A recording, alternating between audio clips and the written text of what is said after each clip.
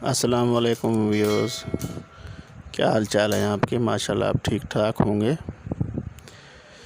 Viewers, ये अफजल सराकी साहब हैं,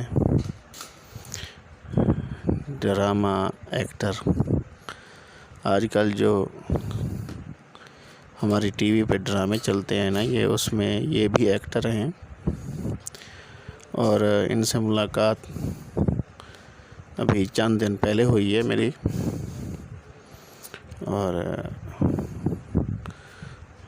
इंशाअल्लाह ताला इनकी नई सीरियल आ रही है और नई मूवी भी आ रही है। इंशाअल्लाह आप जल्द देखेंगे। और ये मलिक इजाज़ साहब हैं, इनके थ्रू ही इनसे मुलाकात हुई है।